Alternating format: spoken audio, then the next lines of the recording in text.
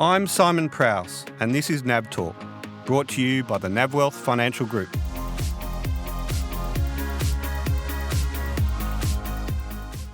Well, hello there, everyone, and welcome to another episode of NavTalk. Today's NavTalk is a little bit different in that I'm going to be introducing you to some special guests. And those special guests, the owners and operators of Johnston Associates. Now, Johnston Associates is an accounting firm based in Brookeville on the northern beaches of Sydney.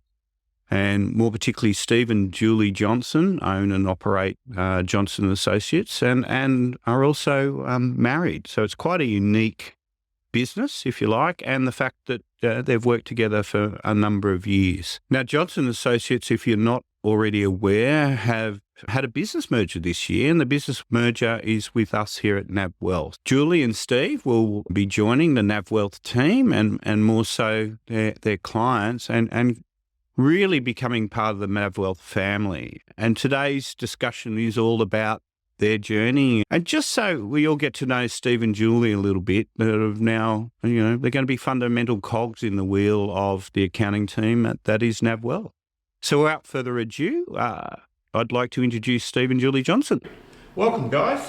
Hi, Simon. Morning. Now, you've had a bit of a journey in your business life, and we're here to sort of extract a little bit of that information and get a bit of an understanding in where you are. Julie, tell us how you got into this business, Johnston Associates. Well, Steve and I met at school, and I went into public accounting. Steve was in the commercial field, and throughout our journey, I actually worked for a public accountant, left, and Steve came into that practice and joined as a partner. And then from that, couple of years later, the partnership broke up very amicably, and I couldn't really choose to go with the other guy, so I went with Steve.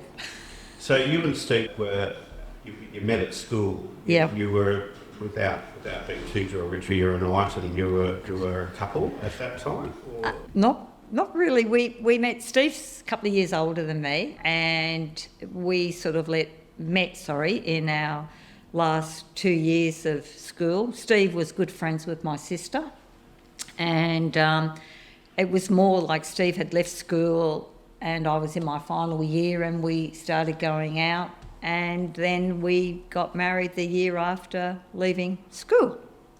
Year after leaving school? So yes. It was a bit of a whirlwind romance, if you like. It was a bit. If I can interject, I was 2 years out of school. So I was 20 years old and Julie was 19. Okay. When we got married. So. Yeah, when we got married. Yeah. And when that was all happening, you're still studying and doing your education? I actually did a TAFE college course first, and then it wasn't until many years after we'd been married and actually had our 2 children that I went and did my university degree studying overnight time, and did it part-time through the UNE. So, whereas Steve had finalised his studies. So Steve, where did you go to uni? I didn't go to uni. After I left school, like a lot of kids these days, I wasn't real sure what I wanted to do. So Sydney Morning Herald was Saturday. I used to scan all the different jobs that were around, and one job that I applied for and was successful in was a cadet accountant. And so what that involved was that I worked full time and then studied at TAFE of a night. I think back then it was 3 nights a week. Was that an associate diploma of accounting? Yeah, exactly. Okay. Through TAFE.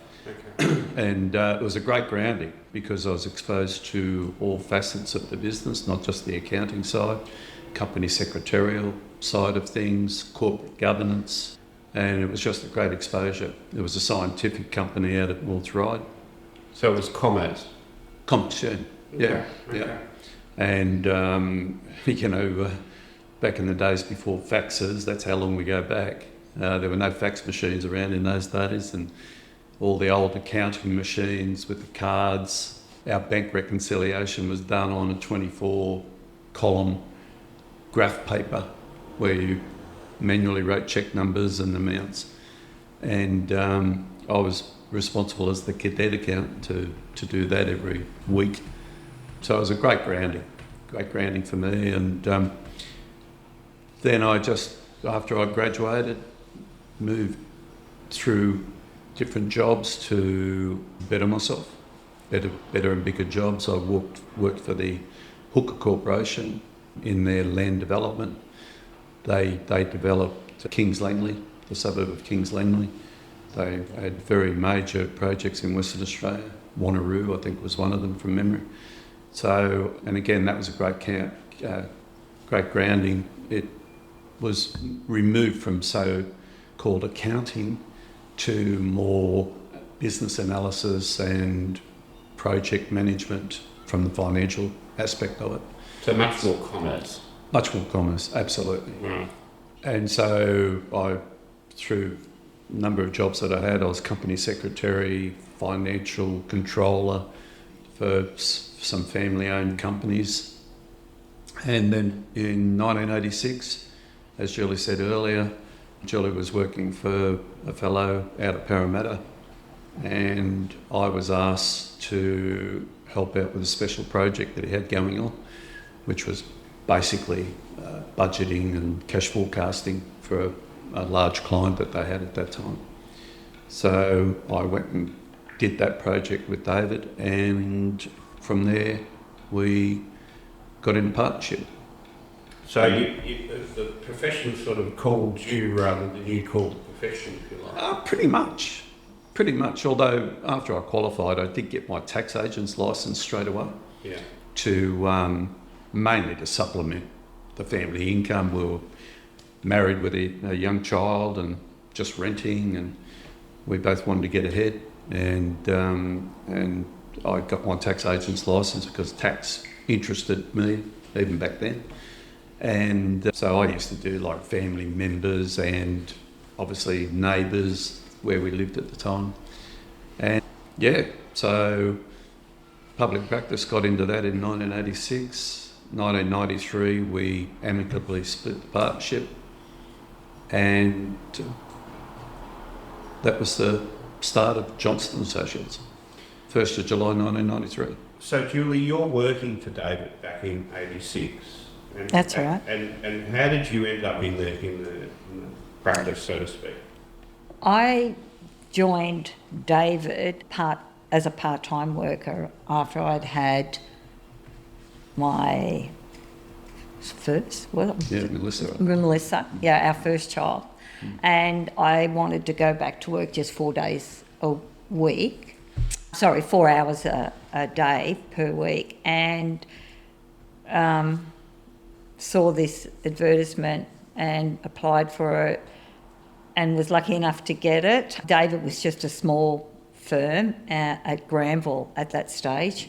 So it worked in well for me that I could work 4 hours, keep my hand in what I had studied to do, and kept my brain going. Yeah, so that's I sort of started doing that, and then I worked there for quite a number of years. And then I decided to leave actual public accounting and went into the commercial field working for a builder. But of course Steve had got to know David through social events, etc., and they got on very well together. So when Steve joined the firm, etc., after a number of years, wasn't it, that the firm I had been working for, the building company, went into liquidation, and I was looking for a job, and David approached Steve and said to Steve, well, do you think Julie would come in as our public accountant our practice accountant to look after our personal work here? And Steve said, well, you need to ask her. I don't have an issue with it, but you need to ask her. So that's how it came in. So I came back into their firm as their practice accountant and worked there for a number of years, and then, as Steve said, when the partnership decided to split, we went one way and David went the other way. And it worked out. They stayed friends, which was very good, and it was dealt with very well, the whole split. So that's how we went, and then we joined together and started working together. So 1st of July, it's 30 years that we've been Johnston Associates. Wow, 30 years. Yeah. So you're working in the business as the internal accountant, doing all that function. Yep. But you get dragged into doing becoming the accountant for third-party clients. Well, look, no, I really didn't do any accounting for clients because they had about 5 accountants there working.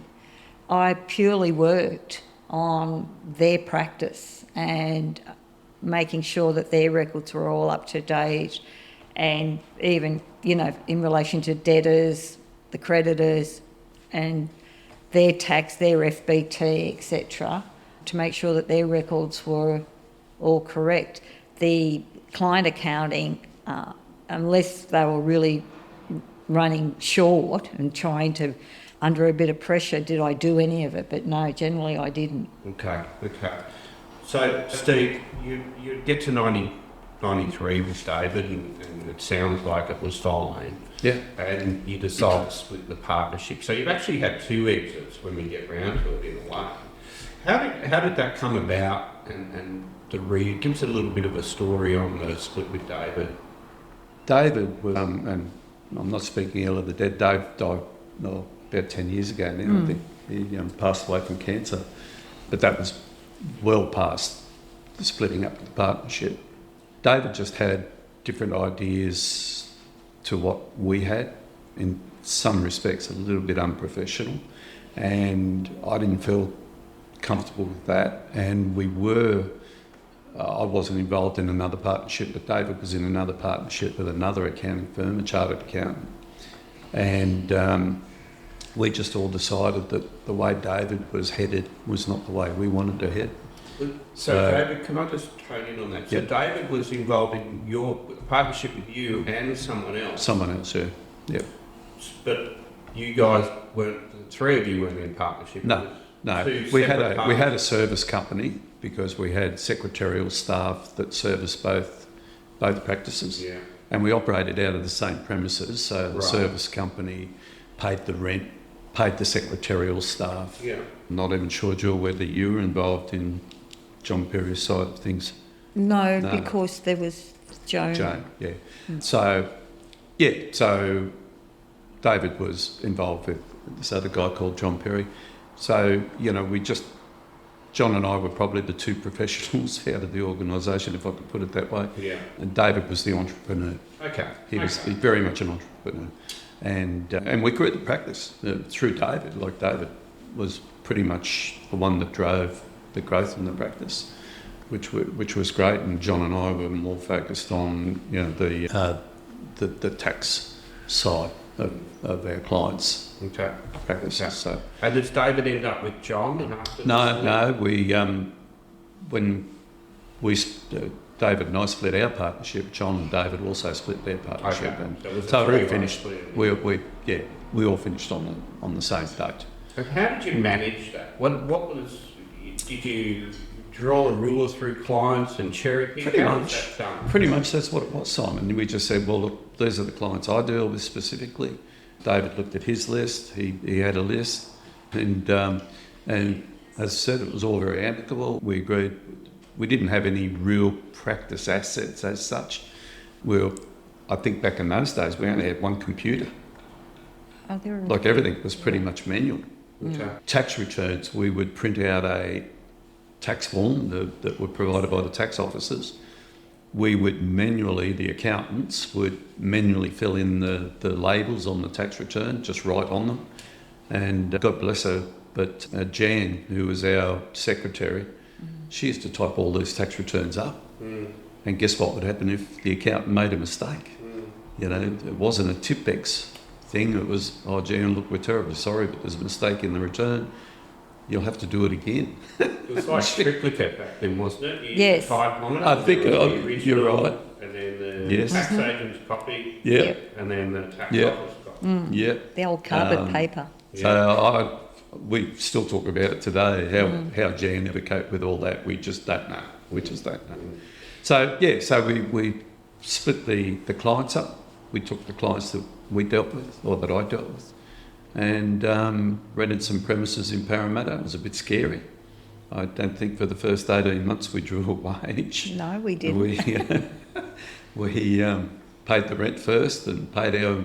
We had one other employee come with us that was part of the practice, and she worked under me in the partnership. And so she came with us, and obviously we had to pay her wage. So there were many times that we didn't take a wage because we had to pay the rent, the employees. So classic growing pains of a small business. Absolutely. Like any Absolutely. small business, you start with the dream, and then you move on. Just a quick couple of things. Obviously, you're more compliance driven. This is a compliance business that you've established. Yep.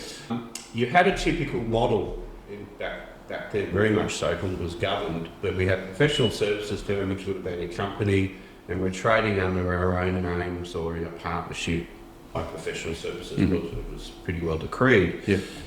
You then formed Johnston Associates as a company. Yep. Was that quite progressive back then when you set it up, or was that along the journey, or were you and Julie partners?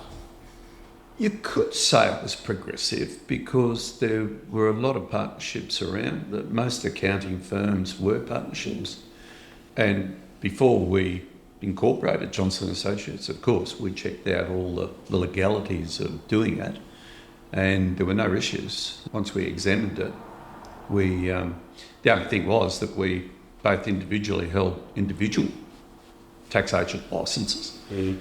But then we had to go down the path of course, getting a tax agent licence for Johnston Associates. And I remember the first 1 or 2 years, I got a letter from the tax office saying that I personally hadn't achieved my lodgement program. I thought, well, I don't have any clients on my lodgement program because they all went across to Johnston Associates. So that was a bit of a funny one, but we sorted all that out. And I still have a personal tax agent's licence, but don't use it, of course. It's just there because I'm the designated agent for Johnston Associates. So, it was all a bit strange back then, and all the learning process. So. Well, it was new, so the ATO are probably struggling with their systems and understanding of Very much so. Very much so. Program. Yeah. And we've set up in Parramatta. We've got one staff member. We've got a small premise. Yep. Take us through what happens next on your journey. You've actually relocated. How did that work?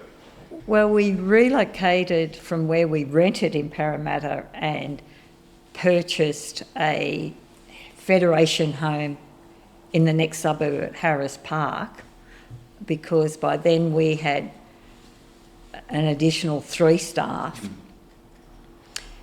And we stayed there for, how long were we there for? We were in Phillip Street for 9 years. And then we've been down Brookeville now for 9 years. Yeah. So out of 30 years, so 12 years, I think. Yeah, 12 years we were at Harris Park. Wow. It was a fantastic place for us. The location was good, just being outside of just Parramatta. So we never had any parking issues or that, which often can be a bit of an issue with accounting firms where they're situated.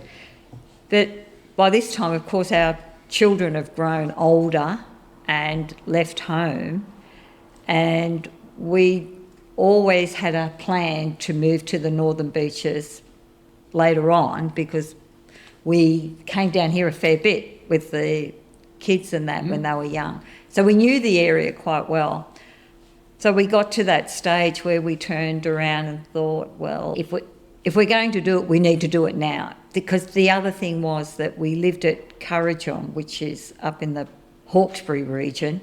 So we were travelling from Hawkesbury to Parramatta then we decided, well, time to move our residential home to the Northern Beaches, which we did in 2009. 2009. And from there, we travelled back to Parramatta or Harris Park for a number of years. 4 years, I think. Yeah, 4 years or so. Mm. Then Steve came up with a plan, well, why don't we move the office down to the Northern Beaches? And it was quite an interesting exercise in the way that we did that we got a map and we pinned out where our clients were situated, and they were situated all over New South Wales and interstate as well. With the change in technology, etc., it wasn't so much that people came to see you anymore. So where you have your office wasn't such a big factor, and we reached out to our clients, told them that we were looking at moving. They were very receptive on the idea, didn't see an issue. So we came looking, found the current office where we're situated at Brookeville, and moved our premises down here. But by that stage, we had one staff member and she decided not to come with us. So when we moved down here, we employed new staff. Really, the impetus for us considering the move was Angela was our employee at the time.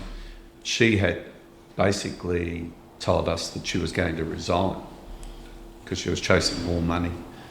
We thought we were paying her very, very well, but she didn't think on the same line. So she decided to resign and gave us quite a lengthy notice period, didn't she?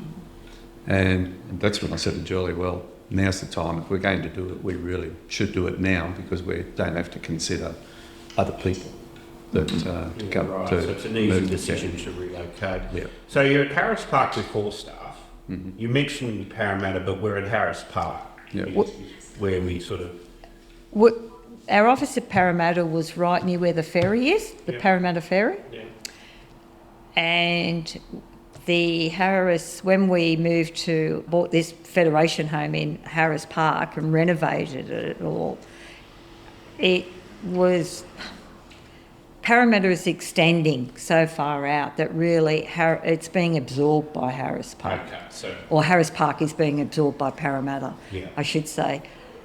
That it really was no issue. It was like a 2-minute drive. Yeah, okay.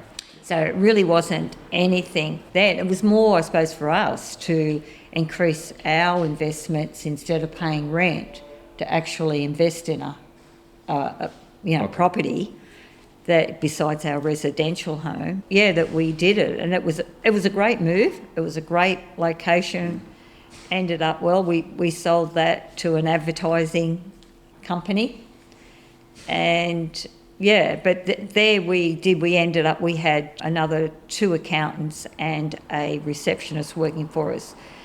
But what we've found over the years is that so much work now is done online and by emails that you don't need that official receptionist so much, depending, of course, on the size of your practice, that we have a virtual receptionist, if I say that. We've been able to find a answering service situated in the city who I think have been excellent. That, we pay them a fee and they answer the call as if they're Johnston Associates. We get a message, we get a text message, we get an email that so-and-so has rung, phone number and what the message was for. So that has worked for us as a small practice. It most likely would not work for a bigger firm when you have a lot more people coming into the actual premises. But yeah, that's worked for us. This morning, Simon, we've got our phones diverted, so that they don't ring during this interview.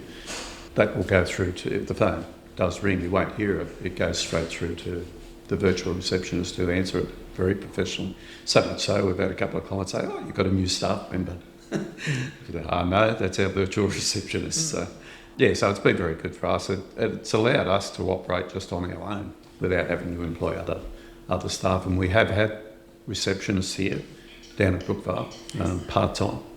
And just with technology, the way it's moved, we just don't have a need for that type of person. Yeah, so you lean and mean in terms of your business structure, and Well- you've worked on smart and the outsourcing of certain components. Yeah, well, we have. I mean, so at times it's interesting because, as Steve mentioned Angela before, you know, we've kept in touch with Angela and she has helped out. She's a bookkeeper, but she knows our clients and that. So when we have come under great demand that we've needed, somebody to help out and do the work, she has done it. We just use it through, a Dropbox, or I've given her access to the system we use. She logs in, does what has to be done, and that's it. Whereas, so I've taken over a lot more of our, I suppose, what the receptionist or secretary would do. I've taken that on as well as my clients, and that. But it's not huge. You sort of learn to deal. You make yourself cope with it. That's what I'll say. Technology's allowed you to keep it. Yes, and yes. You utilise technology to the best, but you've still got to do what you've got to do. Yes. Is that fair? That's fair. And just thinking back to when our partnership split up back in '93, that was one of the reasons, because I mentioned earlier that we had one computer between, I think we got up to about 10, 12 staff there. Yeah. And we had one computer, and John and I, the other partner of the other firm, wanted to start investing in technology and move forward with the technology behind us. But David wasn't that keen. He wasn't a computer person at all.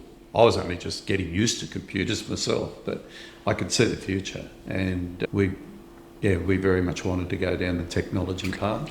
And I mean, so these were the days before you had mobile phones. Oh, my goodness. Well, the mobile phones had the huge batteries. So, in the last 30 years, things have progressed very, very quickly and continue to do so. But yeah, back in those days, it was a little bit different to what resources you had compared to what you have these days. So we're basically doing the same fees now that we were doing when we had 4 or 5 staff. Yeah. So- I mean that's efficiencies, and the change. I remember the change. It was GST. Oh, That's right. Absolutely. The new tax system. Absolutely. 2000, We had yeah. to start reporting quarterly, and we had to capture data a lot earlier. Gone are the days of shoeboxes and receiving it all at the end of the year. That's not really true, because you found that, like you said, the work became more distributed throughout the year on a quarterly basis or a monthly basis, depending on your client and what they were involved in. But yeah, whereas before they would come in once a year and you had the 15th of December deadline. So all those things have now changed greatly, that you can do it, I think, with less resources. A lot more complex though, and a lot more regular, lot more complex. and a lot easier to fall over. Yes. Now, before we get into the exit, which is the interesting part about this whole tour, can I just take a little segue into the husband and wife thing? Your husband and wife are married for what, 30 odd years? No, we've 48. been 48 years. 48 years Well, we've been married. Congratulations. Thank 48 you. Years. And you've been in business probably 40 Well, 30 plus. It'll be Johnston Associates' anniversary is 1 July this year. 1 July, is it? Yeah, that's 30 years. 30 Yeah. years as But we were Johnston working Associates. together before that. Yes. Yeah. So Yeah. it would be at least 35. So how have we managed, one, that and the separation of duties? How do we leave our work at work and try and be a husband and wife at home? Do you want the mail? Julie, The mo- give us a go. Well, I think we had an unwritten rule that we wouldn't take work home. And I think that's been pretty much the basis. How'd that go? Come on. I've got to be honest, from my point of view, I think it's worked really well. Yeah.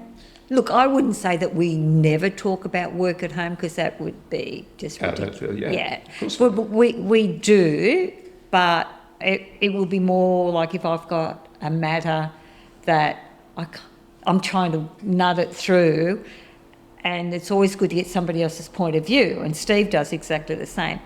It's quite interesting in that I always put it down to this, that I made my career that was going to be accounting. So even though Stephen and I worked together and we're married, I always looked at it that he's my business partner. He's not my husband when I'm here. So we've always treated it like that. Steve's got his clients, I've got my clients. But in saying that, both of those clients know that, they can talk to either of us and it will get conveyed if there's an issue that they need to discuss. We had an interesting thing happen many, many years ago. A client came in, Steve's client, and he was talking to Steve, and he was having this party, this Christmas party, and he invited Steve, and he said to Steve, bring your wife, blah, blah, blah. Steve goes, yeah. And he said, oh, do you think Julie'd like to come and bring her husband? And Steve said, well, she's actually my wife. And this guy had been a client for a number of years and had never picked up on that we were married. So we always tried to treat it like that. And Steve is very respectful that he knows when I need my space. So it's, isn't it? Yeah. Yeah. So, it has its moments, but... But Simon, when I said left work at work, because we were driving an hour plus to and from work, or to and from our office, even like when we lived out of Currajong, it was starting to take an hour and a half in the morning to get to work. So if there was work issues to be discussed, we quite often discussed them in the car, either going to the office or coming home from the office. But once we were home, dinner was, we had to get dinner prepared, and some nights we wouldn't get home until 8 o'clock at night. So all we were focused on, particularly me, I love my food, was getting dinner on the table. And that's where it all came about, I think. We had dinner, we just had a chat about the general things, and then sat down and watched telly. So the secret of your life is, if you like, is putting those boundaries up around work and pleasure, and trying to sort of distinguish between, the roles that we've got at the office and the roles we've got at home, trying to sort of fall back into that. Is that fair? I would say that's fair. But Yeah, I think so. if you look at most businesses in Australia, they are usually a husband and wife team doing it, or whether they're married or not, or people who are in a relationship are doing it. There are times when they don't work, but I think the majority of times they actually do work.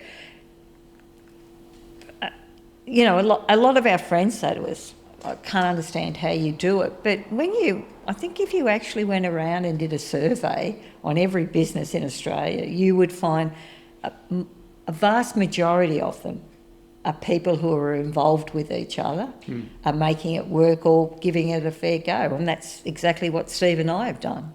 Yeah, good. It's a small business syndrome, I get it. And quite often I see in my business experience where one partner will be doing running the business, the other partner will do the books and maintaining the administration, if you like. It's very regular. That's right. You guys are actually working with clients together and side by side as partners, if you like. So it's probably a little bit more blurred. And also the fact that you don't have a head partner here. I think that works from the way I've seen it, because at home we don't sort of have a figurehead, it's you're sharing, and at the business you see... We've always shared everything. Like pick up a vacuum cleaner and vacuum, because I don't think that's a women's role, purely a women's role to vacuum. And I think Julie will thank my own mother for that. She, as kids, she used to make us get down and scrub. We had wooden floors, and Mum used to make us kids get down with knee pads and soft pads on our hands and scrub around the floor. So, from my point of view, I've always been happy to help out with housework, and I think that sort of helped the situation as well. But yeah, we've never had, I don't think, to be fair, that we've had within our marriage or even in our business, that we've had roles that, I know that's your role only, and and this is my role. We've never had that. Julie's painted houses when I've been painting. She's been very happy to get in and do some painting. She's mowed lawns, in home. And with our business, it's the same thing. And we've had many clients say to us, "Oh, we don't know how you work together." And we've said to them, come and sit in our office for a day and just observe what happens. And even though we're only 2 metres apart with our desks, head down, bum up, on the computer, phone calls, that type of thing, emails. We really only get together at lunchtime and have a bite to eat together, and that's it. It's worked well. Yeah, that's great. So no demarcation, if you like, and we just pull up our sleeves and get into it. Fixes it. Exactly. All right, now let's get into selling your baby. Looking up the textbooks, and the textbooks say to us, and we're looking at selling a business, because every business in Australia, I believe, or I have the view that can be sold, regardless of the business, and a lot of people just don't do it. So if we're going to sell a business and successfully sell a business, they say to start early and plan for the exit of the sale.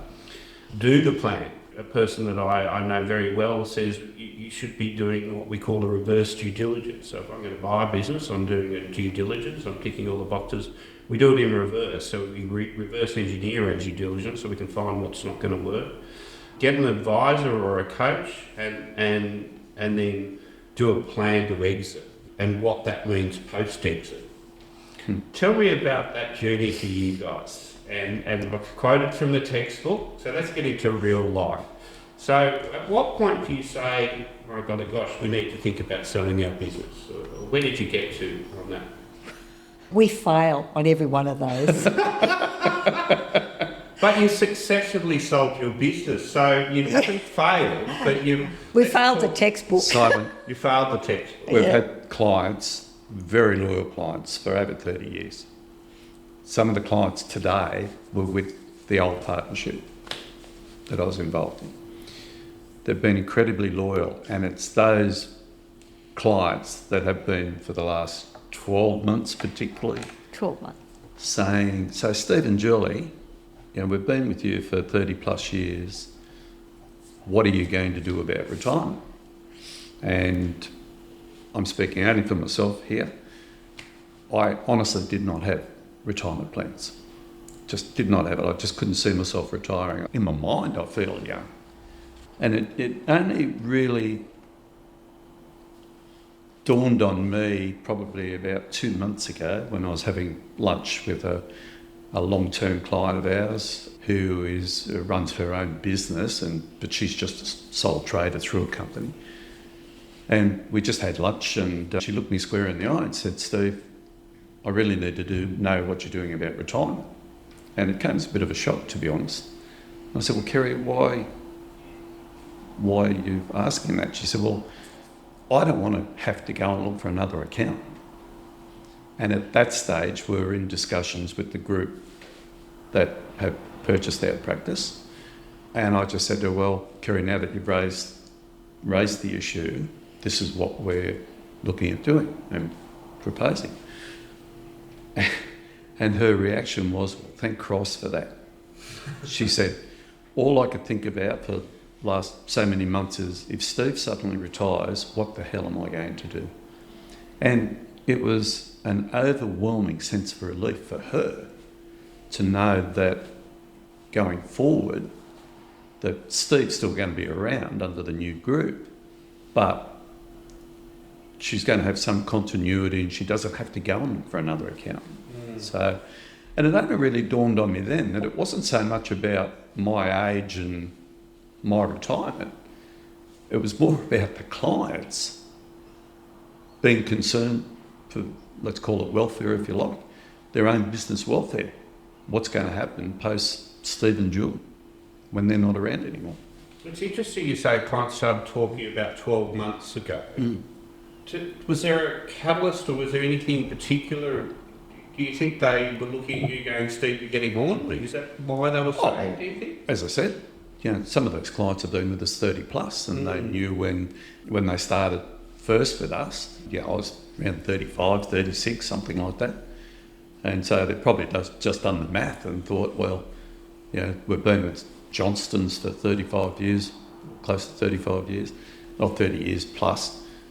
And I think they just did the maths and said, well, that must place Steve, late 60s, which I am. And I think they just started doing the maths and thinking, well, what is his plans? So you didn't have a plan, but your clients forced you to start thinking about making plans. That's what you're saying? Yes, but it's interesting, Simon, if we hadn't been approached, and we were approached to merge our practice with another group who are not slightly larger, are larger than us and can offer a lot more resources, and they've got bookkeeping, they've got financial planning, obviously the accounting side of things with younger people involved. When we got approached, we said, well, let's have a talk. And it was very informal initially, just to get an idea. And over 4 or 5 different meetings that we had, we felt very comfortable. Tell me, Julie, Steve's talked about his process and his logic and what came off, if you like, the challenges from a couple of clients. Was yours similar, your experience? I would have to say, no, it's been different. None of my clients have actually sort of said to me about when are you going to retire or have you thought about retirement, as has happened with Steve. But on the other side of it, Steve, never really wanted to retire, where I would say that in the last 12, 18 months, I've started to think about, well, I work 4 days a week now. Really, I'd like to start slowing it down a bit and do other things. So I'm very involved with the golf club that I belong to, and that has absorbed a lot more of my time. So it was becoming a real juggling act. And I think when you start to lose your drive to do what you've been doing for a number of years, then you start to realise that, okay, it's time to wind back. Changes in my life don't really scare me or I worry about. Like, I don't worry about reaching a certain age. I don't worry about retiring, because I believe that I'm the sort of person I will go and do something to keep myself occupied anyway. So I enjoy my work, but I was losing a certain amount of enthusiasm for it, which isn't good for myself and it's not good for my clients. So it's actually happened at a really good time. I think it's another exciting time in our life. And I think overall it will be fantastic for our clients, the whole process. Steve's given a really good definition and summary of the people who have acquired the practice and that we're merging with, that we both feel really comfortable about it, and we can see the good and the benefit for our clients going forward. I did say to Steve, I always kind of hoped that we would have been able to get, when we first started, like a young graduate in here who would see that, okay, as we grew the practice and that they would end up buying it and taking it over, and it would become their baby, as you said. But unfortunately, that hasn't happened. So, this other step has arisen, and it will be good. They're young, they're enthusiastic people, and it will only be a win-win situation, I think, for all concerned. I mean, it's interesting you talk about the exit option, if you like. You mentioned internal. And that was very traditional in this type of business, professional services. That's right. The new up-and-comer would take over. And from my experience, I'm seeing that less and less in the younger generation. Let's call it the younger generation. There seems less inclination to take the keys to the city, buy the business, pay a reasonable sum of money and get on with it. There seems to be more transient, less commitment to that commercial goodwill. Yeah, I would say that's right, because the thing is, when Steve and I first went into accounting, you didn't change jobs as much as what people do these days. And, part of the reason that people do change their their employment is, it's not only money, but it's seen, as it was explained to us by our son-in-law, that if you don't move every 5 to 6 years, you become stale. So you have to keep reinvigorating yourself and putting yourself out there so that you actually increase your employment chances in the world. Whereas in our day, it was you got employed, and if you were employed for 30 years with one firm, that was fantastic. But that is not the same scenario, and hasn't been the same scenario, I'd say, for the last 15 years or so, that it's changed very much for people. Yeah. So when you're looking at exit options, then we dismissed the internal staff member, and really this was one of those alternatives that came to you when you said, well, that works in terms of where we fit on our journey. Yep. Now, tell me a little bit about that. It's, from what I understand, it's more of a programmed exit rather than we'll just use our clients, see you later. We're going to stay very involved, and again, that's an exit option. You've taken that later path because you still want to be very involved with your client. Absolutely. Well, And that was the very attractive thing about when we got approached, that I was still able to work for at least 3 years, or I'll be around for at least 3 years. And, I have seen, actually my ex-partner was one that sold his business about 3 years, I think it was, after we split the partnership up. And that was just basically David walked out, a new guy walked in, and that was it. And actually we got approached by a number of the old clients of the partnership. We actually got approached to look after them, but we were still under an arrangement or an agreement where we wouldn't approach clients of the old firm, and we didn't. But then 1 or 2 years after the expiration of that agreement, then we did take on a couple of clients that just weren't happy with the new owner of the firm, and we have heard that, and that was always something that Julie and I did not want to do. We always had in our mind one day we would sell the practice. There's no doubt about that. At what time that was going to be, we didn't know. But we just didn't want to sell the practice and walk out. So we call it I think the ATO, we've got a term for a transition to retirement. Yes. Very much around superannuation. Superannuation. So really, you're taking that transition process to retirement. You're making sure your clients are being front and centre of your considerations. You're holding their hand through the process, and you'll be there on the other side of that in the new world, if you like. That it will be part of that new regime, and you'll be able to make sure that client experience is right. Is that where you're coming from? I'd say, yeah, our clients have always been at the forefront of why we do things and who we are. And over the years, they've become like family. They've had children. We've seen the children grow up. The children have become clients, etc. But yeah, it is that thing that you're looking after them, but you're also looking after yourself. Is that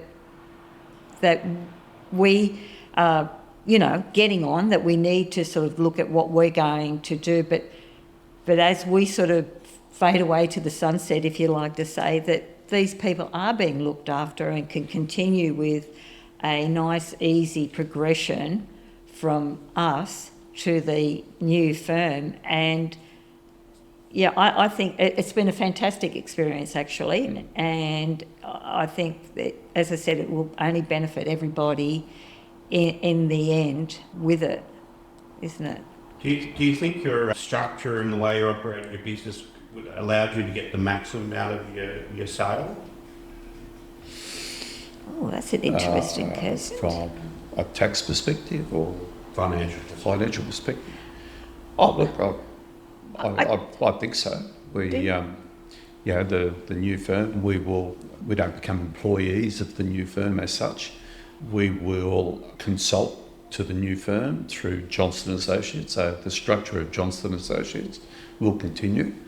But what it will be, the new firm will be invoicing our clients for the work that's done, but Johnston Associates will consult to the new firm.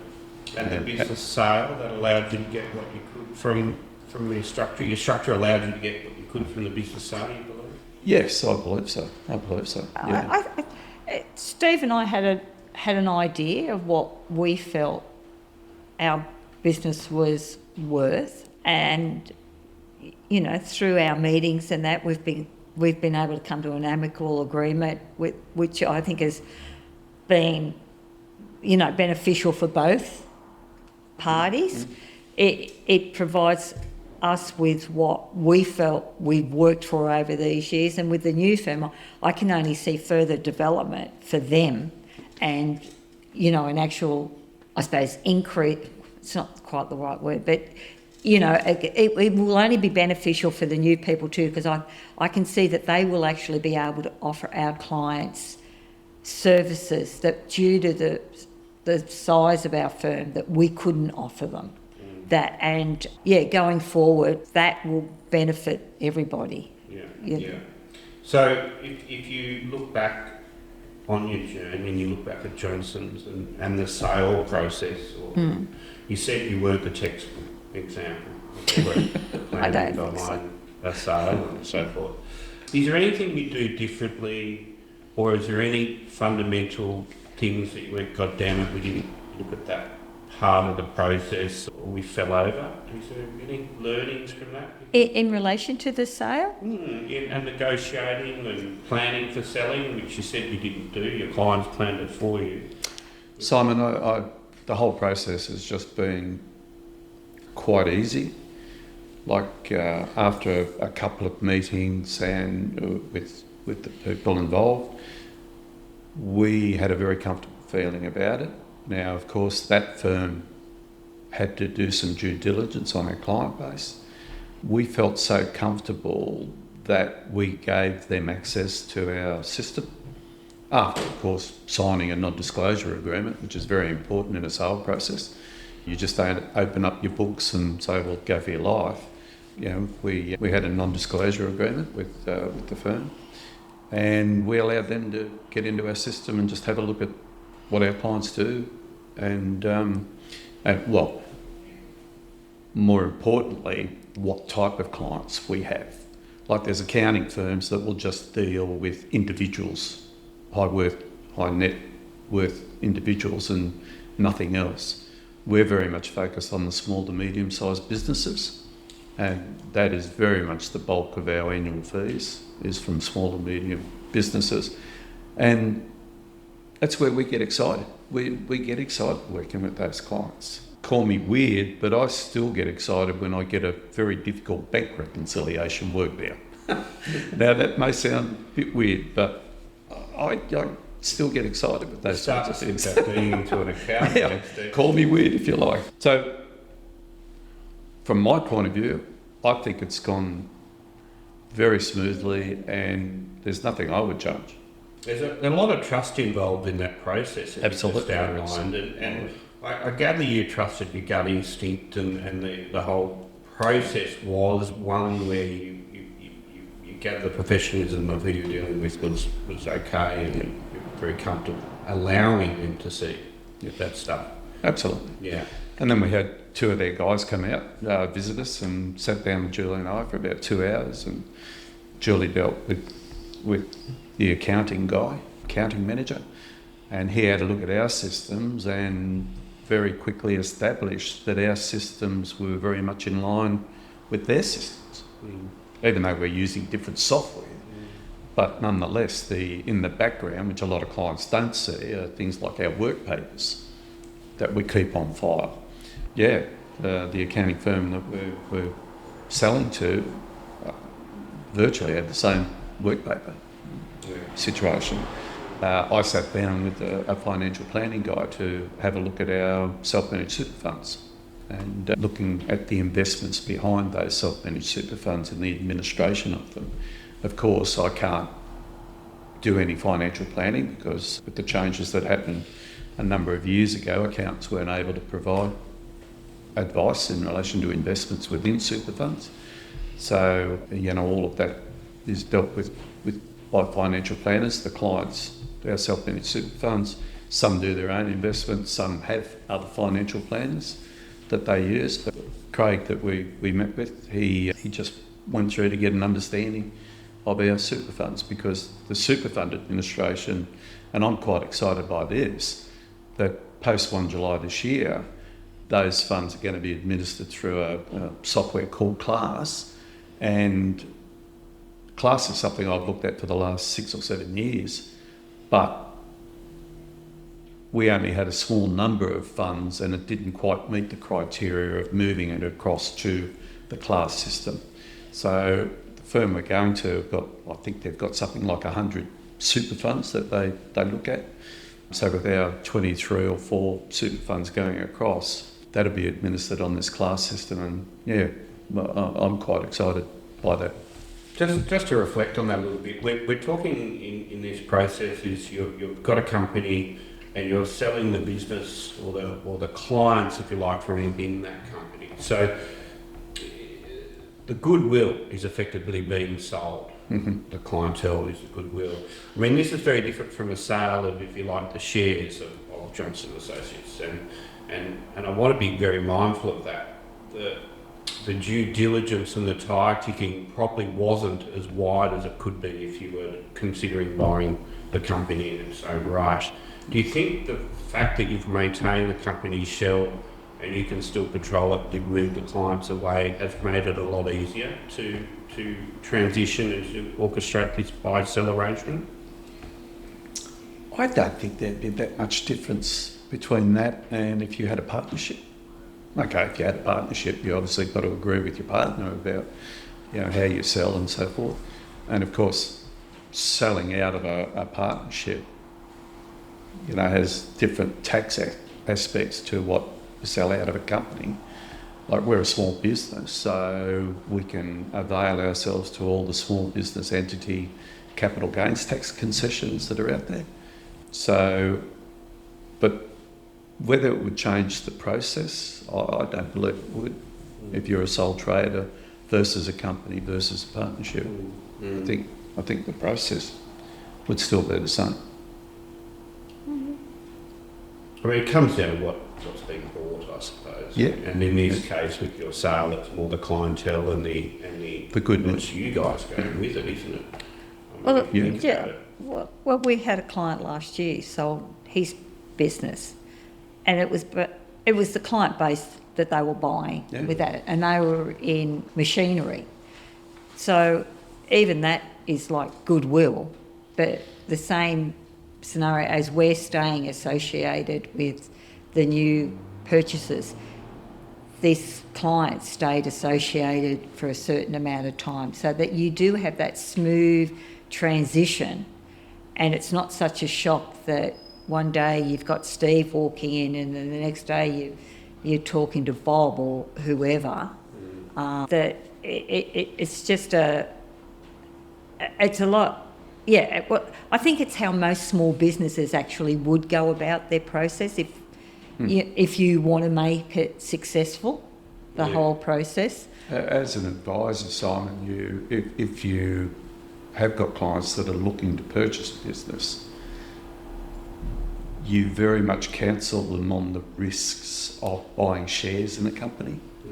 And that's where the due diligence does become very, very, very important, because if you buy the shares in a company, as you would know, you're taking on liabilities. Now, sometimes those liabilities aren't known. Like, there could be a hidden super guarantee issue. You would need to have a look what the tax liabilities of the company are. Whereas if you're just selling the goodwill out of the company, then the people that are purchasing that goodwill will structure themselves. Now, that may be through a company, which is generally the way most clients these days trade, is through a company, because trusts are just such a complicated structure. People don't understand them. Banks are reluctant to lend to trusts. So most people now trade through a company. So the new company that's set up would just simply buy that goodwill in, and they're not taking on any liabilities, hidden or known, by just buying the goodwill. Less baggage. That's baggage to worry about. And if I'm advising a client, we've done this over a number of times over recent years, that if clients looking for business, we say, don't buy the shares, just buy, well, have a look at the goodwill, see what you're buying. Okay, there might be some plant and machinery involved in the sale as well. That's all fine. But just take the goodwill, set up the structure, take the goodwill over and leave them with any liabilities that may be there. Yeah, great. Now, we're partway through the journey and we're getting down to the nitty-gritties of the business sale, and effectively it's imminent and months ago. What's the road look like ahead? I'll start with you, Julie. What do you think the Julie of the new financial year is going to be? That's an unknown fact. How I envisage it is that I will still continue to deal with the clients that I'm dealing with now and be there for them, but meanwhile start to introduce them to the other people of the purchasing, the purchaser of our business, and so that it's a smooth transition. I can see myself sort of winding back to, lesser days during the week and that, but I can't see a great change, say for the first, especially the first 12 months. After that, then I think I will be moving away quicker than what Steve will, but hopefully maybe be involved on other sides of maybe what the new businesses, they may find something that they require me to do or whatever and help out with that. So you're looking forward to it as a change? I am, because I like change. I like to see a challenge ahead, and you do something for year in, year out. It's nice to all of a sudden see something new coming. I'm a little bit hesitant in how we're going to cope with it all, but I'm sure it'll be okay, because we'll make sure it's okay. But I think the next couple of months are going to be quite hectic for everybody involved. We've got a lot to get through, I'm looking forward to it. And also dealing with new people, working with new people, and younger people. They have some really good ideas. And you, Steve, what's the road ahead for you look like? Oh, I'm looking forward to it too, Simon. I'm excited by it. One of the issues that we've had over the last 3 years with just Julie and I is, things with the COVID, the government incentives, keeping up with all of that. And it's been a very difficult time, very stressful time. Having to tell clients that they're not eligible for the government grants because their turnover hadn't dropped by 30%. I had one particular client that was 29.3% drop. Well, how do you say, well, sorry, but you're not at the 30%? And I found that very stressful. It was a pretty stressful time.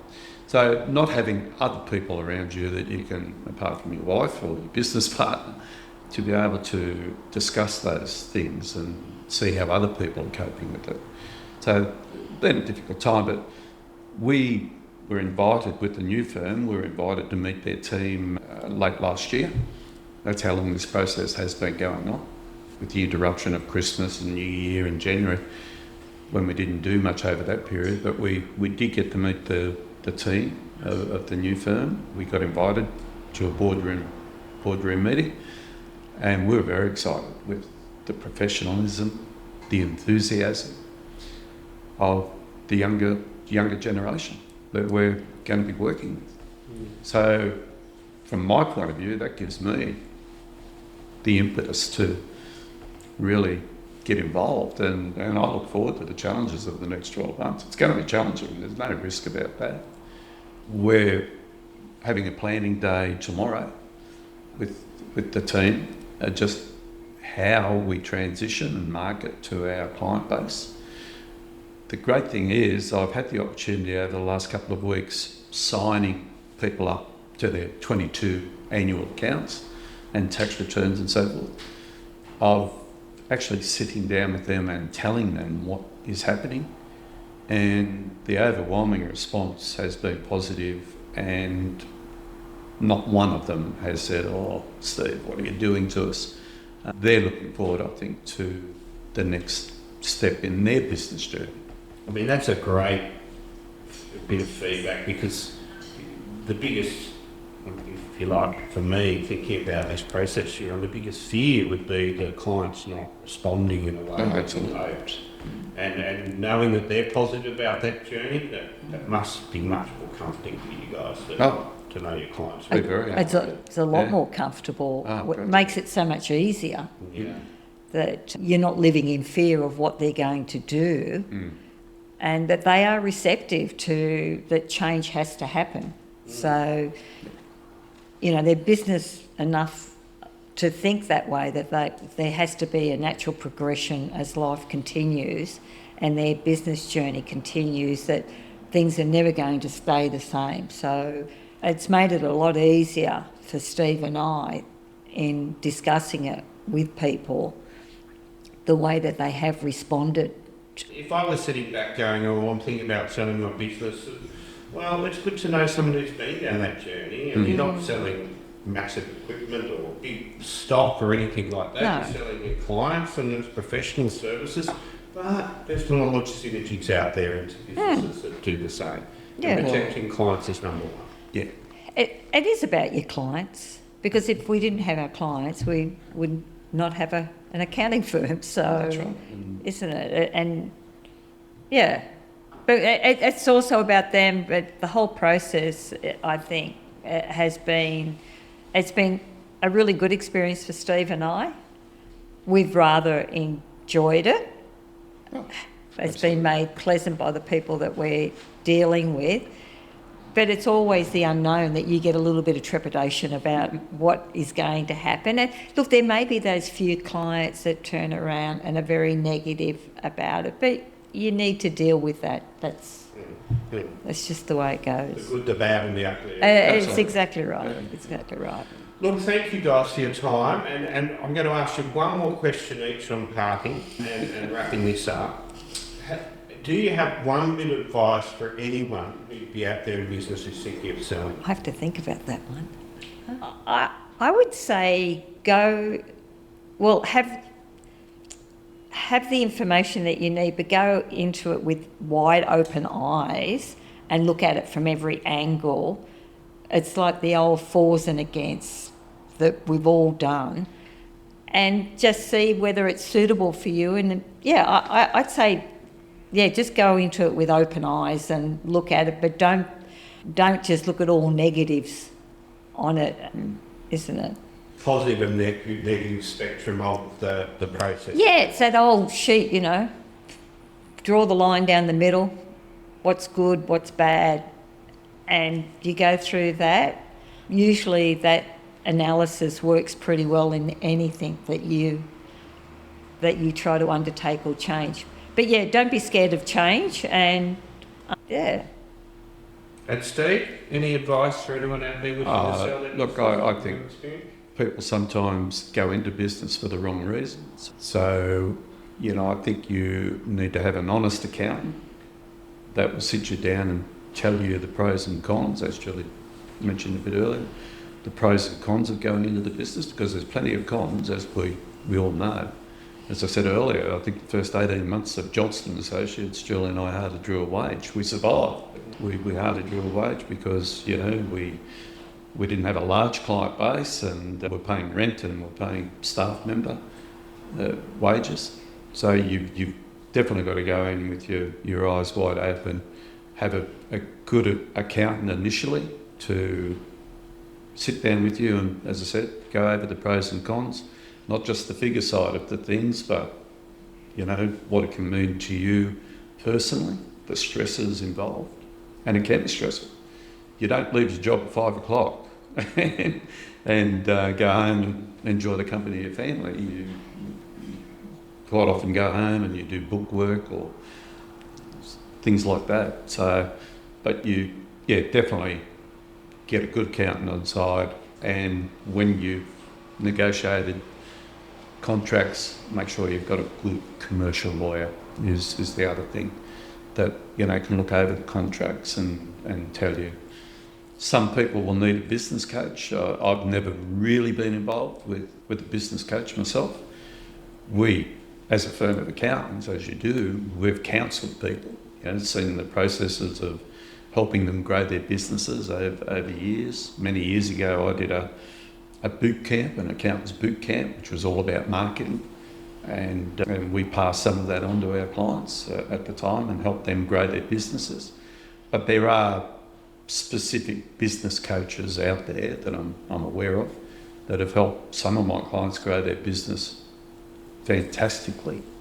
So much so, one client last year sold their business for $20 million. They'd had a business coach for the last 5 years. And he basically sat on an advisory board within that company.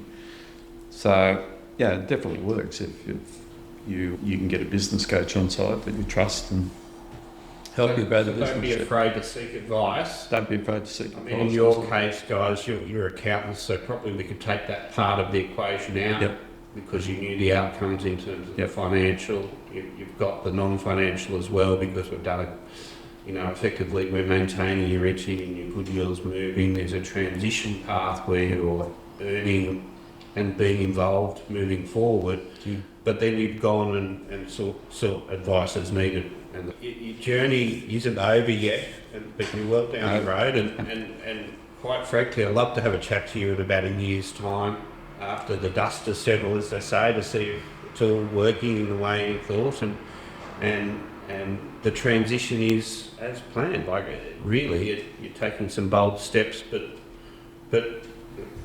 I think the message for me is anyone out there who's started a small business, if you're not doing something with the end in mind, in other words, I've worked my damn butt off on this thing, it'd be nice to get a reward at the end of the day. And anyone out there in small business, well, that's what they should be aiming for. Not just the enjoyment of running the business, but getting an exit. And getting an exit that fits it's a reward for all the work that's hit the negotiation table, right? Yeah. That's great. Well, guys, thank you very much for your time. I really appreciate it. I know you're very busy, and this is our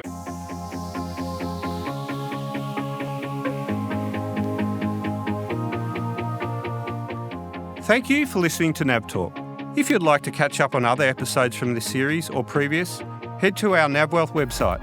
Until next time.